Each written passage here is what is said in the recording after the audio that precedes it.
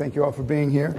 Of course, it is a true honor today to have Chair Jay Powell and former Chair and Nobel laureate Ben Bernanke with us today. Thank you very much for being here. I've very much been looking forward to this conversation. I'm sure our audience has too, so let's just get to it. This conference, as everyone knows, is dedicated to the memory of Thomas Laubach. And earlier this morning, we heard some personal reflections on working with Thomas from Secretary Janet Yellen, also former chair of the Fed, and from President John Williams. And both of you worked closely with Thomas as well. So I'd like to give you both an opportunity to share your own thoughts about Thomas's contributions as an economist, as a central banker, as a colleague. Ben, maybe we can start with you. Sure, and it's great to be here. I was Thomas's thesis advisor, and he worked with me on a book on inflation targeting when he was still a graduate student. And that was a long time ago, and he was not yet in his exalted position at the Fed when I was doing Jay's job. So I don't have any short little anecdotes to give, but I do want to say that I think there are sort of two kinds of accomplishments a person can have. They can have curriculum vitae accomplishments, and they can have what I call eulogy accomplishments. Curriculum vitae accomplishments are things like published papers and promotions and awards and recognition. Eulogy accomplishments are the things your family remembers. You know, your kindness, your support, helping other people, and so on. Thomas was one of the few people who scored high on both dimensions. On the CV side, beginning with his work with me, he had a tremendous input into the Federal Reserve's framework, working on inflation targeting, working on the more recent Fed framework. He did work, I'm sure John Williams talked about his work with Thomas on the natural rate. He worked on the effects of deficits on interest rates, again, another contribution. So a person who made a lot of intellectual contributions at important points. But as a person, he was just a very warm, kind, friendly, helpful person, and he was just a joy to work with. And I'm glad to be here to say this about him. Thank you, Jay. Thank you, Trevor. So first of all, let me say this conference is a very fitting tribute to Thomas, and I'm really delighted and honored to be part of it. And let me add my thanks to those of us who made all of this happen here today. So I first met Thomas when I joined the board as a governor in May 2012, almost exactly 11 years ago. And in preparing to join the board, and then in my early years at the board, I was very focused on developing a deeper background in macroeconomics and monetary policy. Many people here at the board supported me in that process, too many to name here, but I will say Thomas really stood out. And it was during the process of reading, the literature and discussing it that I really started to get to know him. He had this great ability to communicate complicated ideas. He obviously loved talking about economics, and his great enthusiasm and willingness to engage with me, a new governor, was immediately evident. He was very gracious to me, and we had a lot of informative discussions. So rather than being his teacher, I was really his student in those early years. As you know, by the time, as you noted, Trevor, by the time I became chair in 2018, Thomas was the head of the Division of Monetary Affairs. And in that role, he was a trusted advisor to me and to the FOMC. His leadership was particularly important as the FOMC conducted our first ever public monetary policy review. He played a major role in organizing that, identifying key topics, and organizing the staff all through the Federal Reserve System. He also played an absolutely essential role during the critical period of the pandemic at the very beginning, when we were marshaling our forces and our tools to stabilize the financial system and protect the economy from even more dire consequences. And through it all, he did come through as, not just for his dedication, his great intellect, and his mastery of monetary economics, but also just for his kindness as a human being, and just as in being a terrific, great colleague and a great person. Thank you. I think there's a lot of agreement for the sentiments that both of you have expressed. Appreciate that. Before we get to some questions on some current issues, I did want to ask you both about any formative experiences that you may have had that have shaped your views, particularly about your thinking about monetary policy. Paul Volcker, in his oral history interview, tells the story of his mother, who was adamant that he received the same dollar value monthly allowance when he was in college that his older sisters did 10 years prior.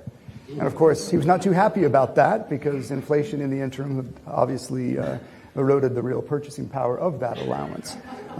So as the story goes, that was the beginning of his personal commitment to price stability. So Jay, do you have any such stories to tell? Maybe not quite that on point, but so I graduated from college in 1975 during what we now call the Great Inflation, and same college year as Ben. And I started working as a lawyer in the financial sector in the late 1970s. I recall from that time a growing sense that high inflation was essentially a permanent part of the landscape, just something that we all had to accept and deal with, and that the costs of getting rid of it were too high. So you just were getting used to it. Of course, ultimately, the Fed did step up and restore price stability. And one lesson from that era is that price stability is really the foundation of a strong economy, and that the economy doesn't work for anyone without price stability. Another is that high inflation when we have high inflation, it is the responsibility and the obligation of the central bank to restore and sustain price stability. So today, while inflation isn't as high as it was when I was in college, it's nonetheless far above our 2% objective, and many people are currently experiencing high inflation for the first time in their lives. It's not a headline to say that they really don't like it. So we are very aware that high inflation imposes significant hardship as it reduces purchasing power, especially for those who are at the margins of the economy and living paycheck to paycheck and need to use all of their incoming income to pay for food, housing, and transportation and other essentials. And that's why the committee is so strongly committed to returning to our 2% goal. We think that failure to get inflation down would not only prolong the pain, but also increase, ultimately, the social costs of getting back to price stability, causing even greater harm to families and businesses. And we aim to avoid that by remaining steadfast in pursuit of our goals. Thank you. Ben. Well, I had mentors, Dale Jorgensen at Harvard and Stanley Fischer at MIT in particular, but I'm going to tell you about something that happened to me when I was 6 years old. I used to visit my grandparents in Charlotte, North Carolina during the summer, and I would sit on the front porch of their house and listen to my grandmother tell stories about her life. And she told about how she raised her family in Connecticut in the 1930s during the Great Depression. And it was a town that was specializing in shoe manufacture, and during the Depression, a lot of the factories were shut down. And she told me that, it was a very hard time. A lot of the kids went to school in tattered shoes or maybe no shoes at all. And I said, Grandma, why would they do that? And she said, well, because their fathers lost their jobs. Why did they lose their jobs? Because the shoe factory shut down. Now, I was only 6 years old, but I could see the problem with that argument. I said, well, why didn't they just open the shoe factories and make shoes for the children? And she said, it doesn't work that way. But I think it really was a puzzle to me that you had the same productive capacity in 1933 that you had in 1928. And in 1928, people were dancing the Charleston, and in 1933, they were in bread lines. And that really impressed on me, that economics can make really big difference in people's lives. And monetary policy is like that. I mean, it's, as Jay, of course, and all of you well know, that the decisions made in this building have a very broad and real effect on people's lives. And for that reason, besides its intellectual fascination, it's worth studying and understanding. Yeah. Thank you. I know that's certainly a key motivation for many people in this room to be working so hard.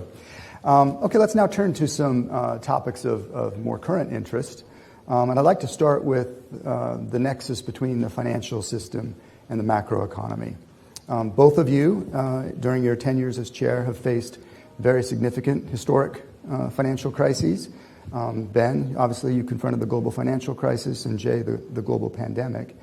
Those episodes were clearly acute, very vivid examples of the connections between the macroeconomy and the financial system, as well as, I think, a good illustration of the role of central banks in such episodes.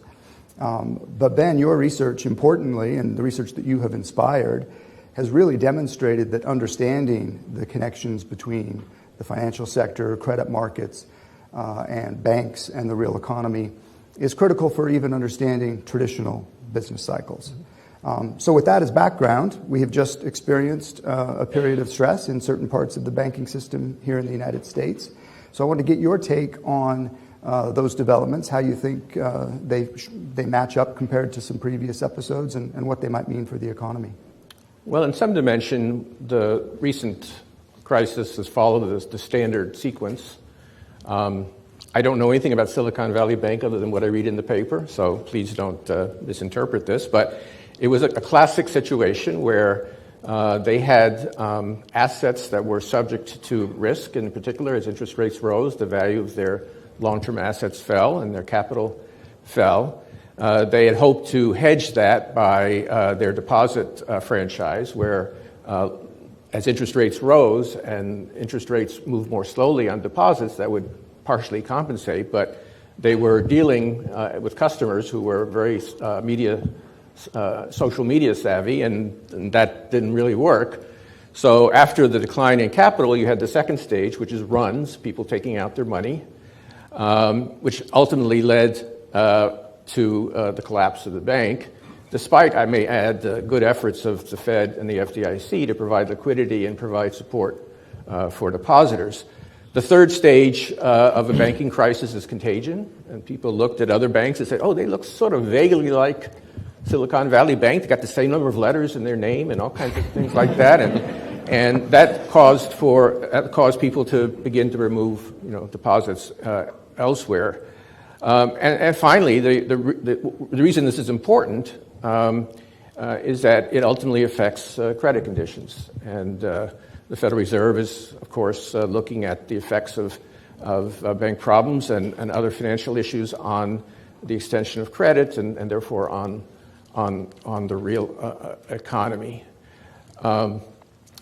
So, in that respect, I think it's very similar to other crises. I think it's different from the global financial crisis in many ways, including its scale and scope, of course. But I would mention a couple of things, a couple of important differences. One is that the impaired asset in this case was U.S. Treasuries, which are very different assets in kind from subprime mortgages, in that U.S. Treasuries can always be valued accurately, and so there's not the uncertainty that was associated with subprime mortgages. And secondly, as the economy declines, if it does decline, U.S. Treasuries actually become more valuable rather than less valuable, and so there's kind of a counter-cyclical effect. So that's one very important difference, I think. And then the other worth mentioning, but very important, is that relative to, say, the GFC or the Great Depression, overall, borrowers are in much better shape, than they were in these previous episodes. And that makes a big difference, both in terms of the stability of the banks and also in terms of the impact on consumer spending and the economy in general. Well, I guess a major reason that situation didn't get worse, and I think the contagion was very much contained, were the forceful actions, Jay, that you and the Federal Reserve took through the use of your liquidity tools, including the creation of the Bank Term Funding Program. However, in deploying these liquidity tools, that has come at, against this backdrop where the preeminent monetary policy concern is high inflation. And that's, of course, a little different from some of the earlier episodes, and has raised renewed discussions about the so-called separation principle, right? And so I wanted to ask you how you think about the use of financial stability tools and liquidity tools as opposed to more traditional monetary policy tools and how they fit together. It's an interesting question, but I want to start by saying, though, that the overall, the banks and the banking system are strong and resilient and well-positioned to deal with the challenges they may face now or in the future. So, as you pointed out, we do have separate tools, monetary policy to achieve our macroeconomic objectives, liquidity, supervisory, and regulatory tools to address financial stability issues. But I see an important distinction between separation, this is the separation principle, separation and independence. Our tools can have separate objectives, but their effects are often not entirely independent. So the tools are complementary almost all of the time because financial and macroeconomic stability are so deeply intertwined. In fact, our consensus statement notes that sustainably achieving maximum employment and price stability depends on a stable financial system.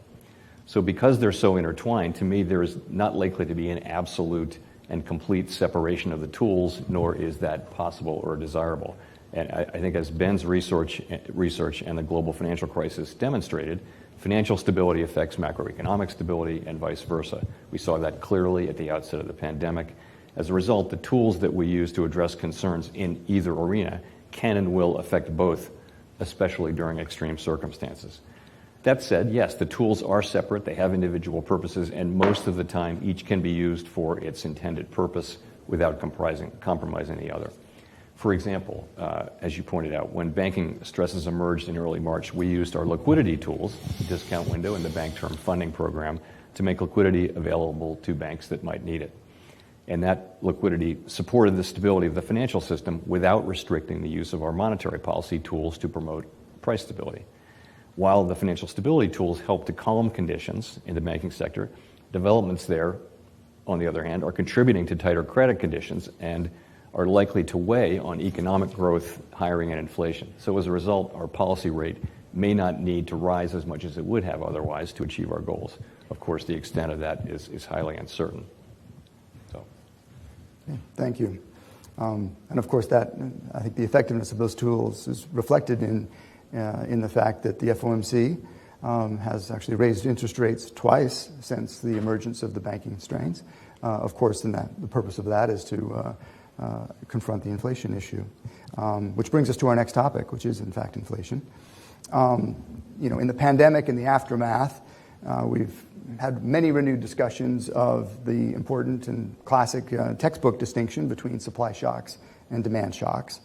And in particular, the particular challenges that a supply shock can present to a central bank. And that's also raised a lot of questions in academia and in policy circles as to whether or not the inflation process post-pandemic is going to look quite different than prior. Jay, maybe we can start with you. A number of folks have argued that we are entering a new period where supply shocks will be more frequent. Would love to hear your views on whether you think that's a possibility and what that might mean for central banks. So it's a great question, and it's one I think we'll be dealing with for quite a long time. And I'd say it's certainly possible that we'll see continued supply shocks. I also think it's just very hard to forecast that with any confidence. As Yogi Berra is thought to have said, Ben, you're the baseball expert, you can confirm or deny this, but it is difficult to make predictions, especially about the future. So I think that the best we can do at this stage is probably to just identify the factors that we think can lead to further negative supply shocks.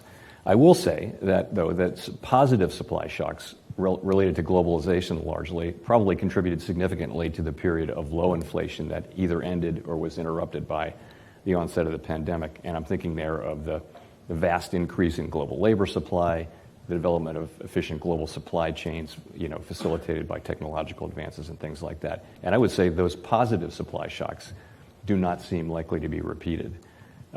At the same time, the drivers of the current inflationary surge certainly included a sequence of large negative supply shocks to the global supply chain for goods, which also experienced a large and persistent shift in demand from services to goods, and also the supply of workers. On top of that, Russia's war against Ukraine brought further shocks to global supply chains, particularly supplies of energy and non-energy commodities. So we can't know how persistent those shocks will be or whether further negative supply shocks will come along. Will globalization be partially or fully halted or reversed? Will it resume again as the pandemic mercifully recedes into memory? We can't really know that now. But for policymakers, the bottom line is that central banks will continue to be responsible for providing price stability, and that will require us to navigate whatever additional supply shocks do occur. So as Thomas and Ben and their co-authors wrote in the inflation targeting book, what a central bank can do is control inflation. And that is true over time, even in the presence of supply shocks, should they come. Ben, I'd love to hear your views on this. So unusual events which disrupt normal economic functioning often are followed by inflation. Examples are World War I, World War II, the Korean War, and now the pandemic. And the pandemic just makes it harder for policymakers to understand what's happening and to react appropriately. And in particular, the pandemic scrambled the labor market, made it harder to judge the state of the labor market. The opening led to a very extended rise in commodity prices, which was difficult to deal with. We had supply chain issues, which was pretty much a new thing, which was also a contributor to inflation. So there are many features of the pandemic that made this an unusual episode and a difficult episode to address. That being said, I think that, and I've done some research on this with Olivier Blanchard that we're presenting next week, the basic mechanisms, I think, are still the same.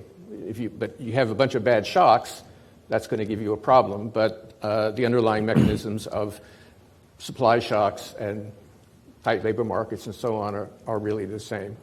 So I think, I don't think there's been a major change in the underlying process that generates inflation, only a series of shocks related to the pandemic that gave us this episode. Going forward, I agree with Jay that we can't predict, what new shocks will come. We've got new technologies out there that might, make big changes in our economy. We've got, green investment, things like that might affect the price and availability of fossil fuels. And so there are many, many things that we can't predict. But I think that, broadly speaking, that the inflation process has not changed. And it's one aspect of that, which is very good news, is that the Federal Reserve's credibility has helped keep inflation expectations, particularly longer-term inflation expectations, reasonably well anchored, which is always sort of the first step in getting control of inflation. You mentioned the role of the labor market tightness in the inflation process. I think it's quite striking that right on the eve of the pandemic, the unemployment rate was around 3.5%, a 5-decade low. Yet at the same time, inflation was kind of struggling to get up to 2% on a sustained basis. Here we are in 2023. The unemployment rate is roughly at the same level as it was prior to the pandemic. But of course, inflation is far above 2%. So in that context, should we be thinking about the relationship between slack in the labor market and inflation differently? Do we not have the right measures of slack? Is it the problems with understanding what the natural rate of unemployment is? Or is slack really not the key to understanding inflation in the first place? Ben, you want to take that one first? As I was talking about before, I think that the pandemic, to some extent, scrambled the usual signals from the labor market. And the Federal Reserve over time has begun to put more weight on things like the vacancy to unemployment ratio, which seems to give a better signal in a period of change when the labor market matching process is in change than the unemployment rate. So there has been some scrambling of those signals. That being said, it's simply not true that, even in people who've understood since the 70s that there's not a simple inverse relationship between inflation and unemployment. In particular, what can break that relationship is supply shocks. And so during the 70s, we didn't particularly have tight labor markets most of the time.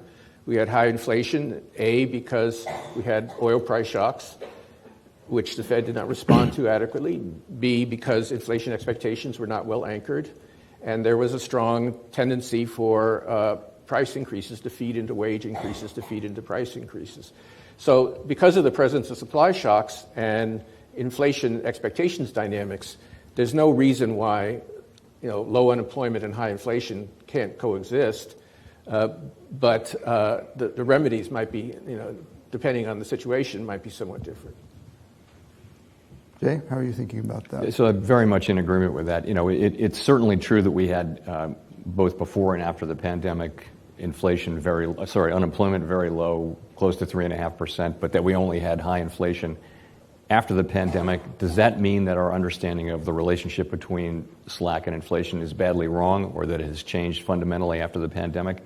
And my answer would be tentatively no to both of those questions. I think what really is different this time was the series of unexpected and persistent supply shocks that featured in the inflation process. I don't think labor market slack was a particularly important feature of inflation when it first spiked in spring of 2021. By contrast, I do think that labor market slack is likely to be an increasingly important factor in inflation going forward. In particular, inflation in non-housing services is showing signs of real persistent. In this highly diverse sector, labor costs are a high proportion of total costs, and that sector happens to account for more than half of the core PCE index. But all of this, the point is, all of this can be explained, I think, using our standard framework for understanding labor market slack. You could say it this way, that the natural rate of employment probably rose sharply as the pandemic severely disrupted the labor market.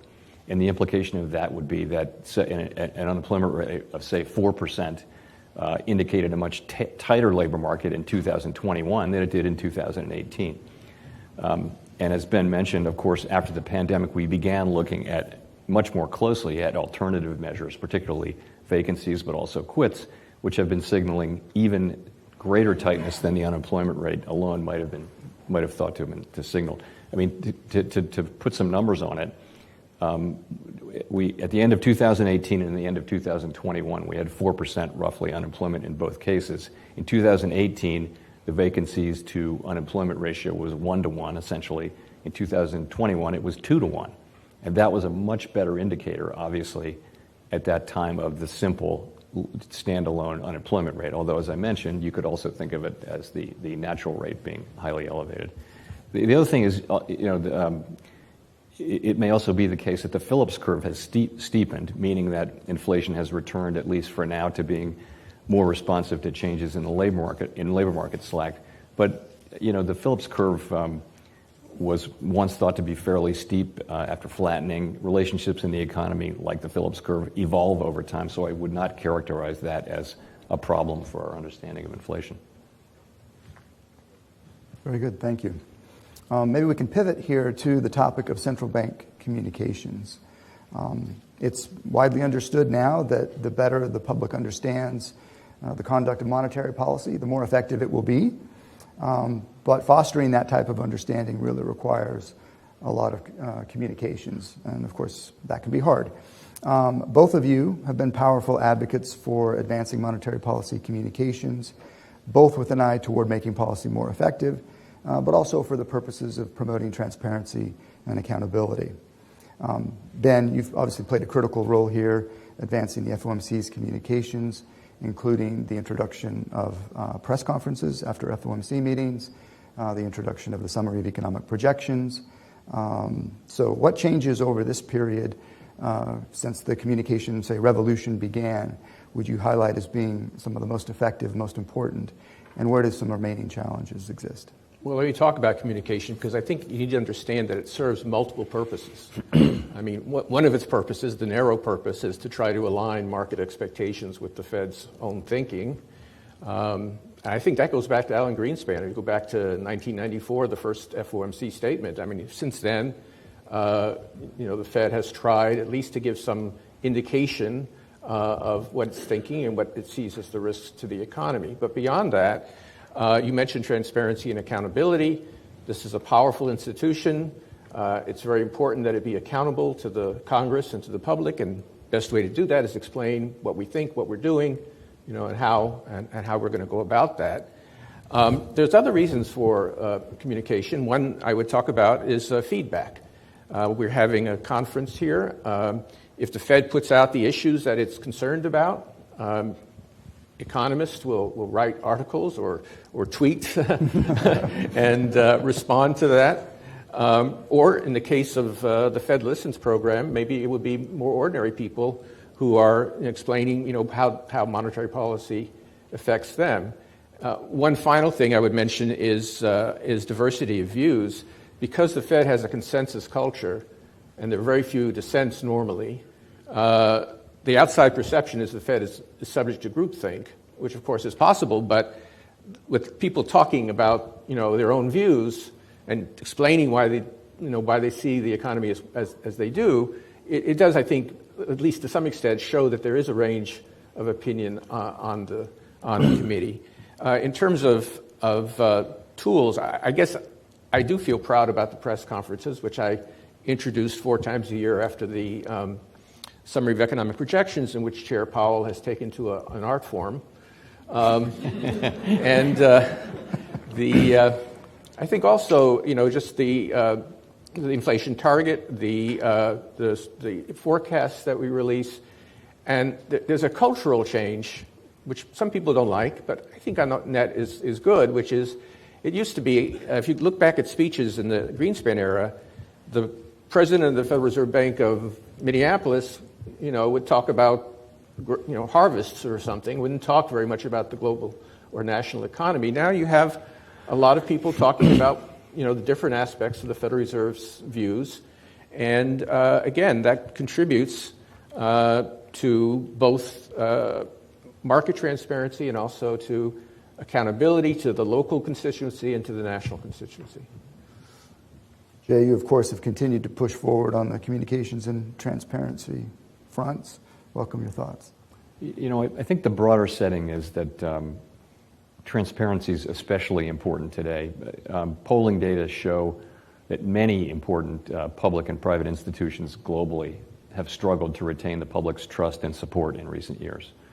Now, we're an institution that serves a critical public mission, but to be here and work here is to know that the particulars of what we do and how we do it are not generally top of mind for most people. And on top of that, we have a critical and a rare grant of independence. And all of that, to me, means that we have a special obligation to explain ourselves clearly, what we do, why we do it, to provide transparency to the public and their elected representatives in Congress so that we can earn and deserve their trust and support. And that's a critical task if we are going to sustain our democratic legitimacy through this interesting period. My colleagues and I really take that as a primary and affirmative, proactive obligation and not something we see as a burden or of second-order importance. So in that spirit, to your point, we have followed the example of Chairman Greenspan, beginning in 1994 with the first post-meeting statement, through Ben's innovations and Janet as well, in looking to foster greater transparency and accountability. And a couple of examples, we now do a press conference after every meeting, not just every other one. We have greatly expanded our congressional outreach to be certain that we hear directly from lawmakers on an ongoing basis, so that they have the information that they need to conduct appropriate oversight.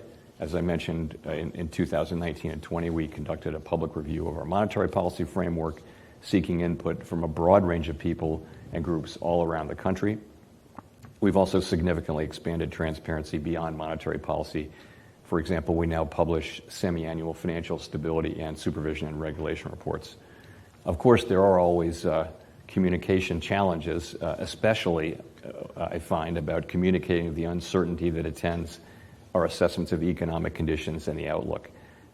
And the good example of this is, despite our persistent efforts to explain otherwise, the policy paths from the SEP seem regularly to be taken as a firm plan or a committee decision, rather than what they are, which is a compilation of individual participants' best assessments on a particular day of appropriate policy under the assumption that conditions evolve in line with their baseline forecasts.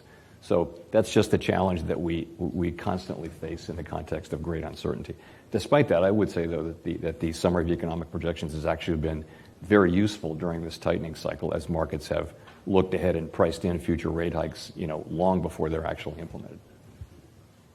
Your last point really brings up the idea of communications as being an effective policy tool. And I guess the key element of that is the use of forward guidance. Jay, in one school of thought, forward guidance is a tool that should really only be deployed when interest rates are at the effective lower bound. And so you can no longer provide accommodation by lowering rates further, and so you do so through communicating about the policy path in the future. But another school of thought, forward guidance should be just a regular part of communicating with the public to convey the committee's policy intentions, even far away from the effective lower bound.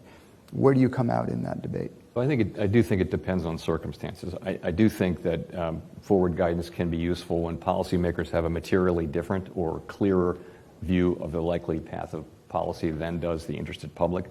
I would agree at the effective lower bound when we need to provide more stimulus by indicating an intent to keep policy accommodative longer than the public expects. There's a use case there. I also would say, though, that communication comes with a cost of misinterpretation, and it also may limit flexibility. So I think we should use forward guidance sparingly when the course of policy is either reasonably well understood or on the contrary, is so dependent on uncertain future developments that little really can be said constructively about the future. And a good example of that was the March 2020 FOMC meeting. The pandemic shutdowns were just beginning. The level of certainty was almost unimaginable, and we chose not to issue an SEP at that point. Really, our view was that releasing a forecast at that time might have been more of an obstacle to clear communication than a help. In contrast, as I mentioned a minute ago, forward guidance has really been a useful and effective tool during the current tightening cycle, as financial conditions have tightened well in advance of actual rate increases. You know, the 2-year tightened between the September 21 meeting and liftoff in March of 20. It tightened by 200 basis points before we ever actually lifted rates, and that's significantly because of our communication. So in the current context, until recently, it's been relatively clear that further policy firming would be warranted, and our forward guidance has said so. Now, however, we've come a long way in policy tightening, and the stance of policy is restrictive, and we face uncertainty about the lagged effects of our tightening so far and about the extent of credit tightening from recent banking stresses. So today, our guidance is limited to identifying the factors we'll be monitoring as we assess the extent to which additional policy firming may be appropriate to return inflation to 2% over time. As I noted at the last press conference, that assessment will be an ongoing one as we move ahead, meeting by meeting. Having come this far, we can afford to look at the data and the evolving outlook and make careful assessments. Thank you. Jay, you mentioned that guidance can be useful at times when the public may expect a very different policy path than policymakers. How do you think about those sorts of situations? You're right. So recently it has sometimes been the case that markets appear to be pricing in a different rate path than the committee expects will be appropriate. But I would say that disconnect does not seem to reflect a misunderstanding of our reaction function or a lack of belief that we'll do what's necessary to bring inflation down. Rather, it appears to reflect simply a different forecast, one in which inflation comes down much more quickly than the committee participants think is most likely, perhaps due to a significant downturn. I would say also, so far the data have continued to support the committee's view that bringing inflation down will take some time. Moreover, something we often don't remember to think about is that market prices always reflect both expectations and compensation for risk. And what market participants say in surveys of their expectations is actually closer to the views in the SEP than what is reflected in market pricing. So ultimately, my colleagues and I have our forecasts and market participants have theirs. Our role is not to advocate for our forecast. What we can do is be clear about our expectations for growth, unemployment, and inflation, and the likely implications for policy. As well, we want the public to understand how policy would react if the path of the economy were to differ materially from our expectations. And of course, we do lay out our individual forecasts quarterly. Ben, what would your takeaways be for the past couple of decades' use of forward guidance as a policy tool?